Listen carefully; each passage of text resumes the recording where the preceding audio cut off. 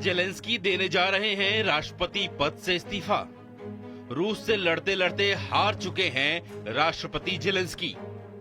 Trump के आते ही अलग थलग पड़ता जा रहा है यूक्रेन। रूस यूक्रेन युद्ध में आए दिन नया मोड़ सामने आ रहा है।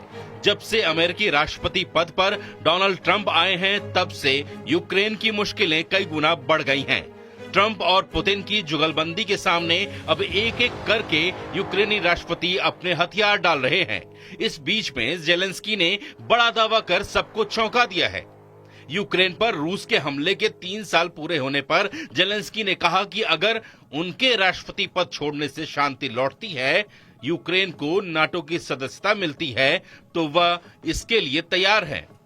जेलेंस्की ने एक प्रेस कॉन्फ्रेंस में कहा कि मेरा दशकों तक सत्ता पर बने रहने का कोई इरादा नहीं है। जेलेंस्की ने आगे कहा कि ट्रंप हमेशा के लिए नहीं है, लेकिन रूस का खतरा हमेशा बरकरार रहेगा। हमें इस बात से फर्क नहीं पड़ता कि पुतिन हम पर तब तक हमला नहीं करेंगे जब तक ट्रंप सत्ता में है।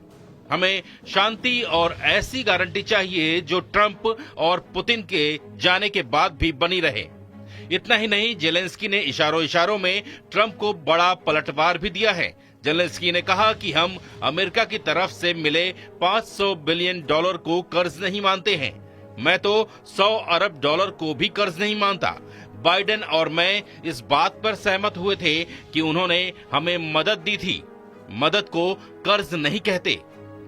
Якщо мир для України, якщо вам дуже потрібно. If it's about peace in Ukraine and you really want me to leave my position, I am ready to do that. Secondly, I can exchange it for NATO if there is such an opportunity.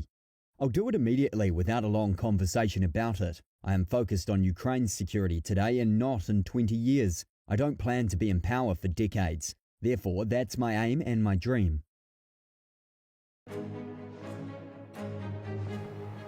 दरअसल Zelensky और Trump के बीच हाल ही में जुबानी जंग तेज हो गई है, जिसकी शुरुआत तब हुई जब पिछले हफ्ते सऊदी अरब में अमेरिकी और रूसी अधिकारियों की बैठक हुई। ये बीते 3 सालों में दोनों देशों की पहली हाई लेवल मुलाकात थी। इसमें पश्चिमी देशों की रूस को अलग थलग करने की नीति को बड़ा झटका भी लगा है। साथ ही यूक्रेन और यूरोपीय नेताओं को खासी नाराजगी भी देखी गई है। दरअसल इस बैठक को रूस और अमेरिका ने टॉप सीक्रेट रखा है। यूरोपीय देशों को इसमें बुलाया तक नहीं गया। बता दें कि जेलेंस्की ने कीव में एक शिखर सम्मेलन का आयोजन किया है। इसमें करीब 37 नेता भाग ले रहे हैं। जेलेंस्की ने कहा कि वो अमेरिकी राष्ट्रपति ट्रंप को यूक्रेन के सहयोगी के रूप में देखना चाहेंगे, न कि कीव और मॉस्को के बीच एक साधारण मध्यस्थ के रूप में। जेलेंस्की ने कहा कि मैं चाहता हूं कि ट्रंप यूक्रेन आए। ट्रंप से मिलने के लिए अमेरिका जाने की अपनी पूरी इच्छा भी जाहिर की है। खास बात है कि यूक्रेन के राष्ट्रपति का ये बयान ट्रंप की ओर से जेलेंस्की को चुनाव के बिना तानाशाह कहे जाने के बाद आई है। माना जा रहा है कि जेलेंस्की का ये बयान ट्रंप के गुस्से को शांत करने का दांव है। ऐसे में ये देखना काफी अहम रहेगा कि आने वाले दिनों में रूस यूक्रेन युद्ध की आग और कितनी बढ़ती है।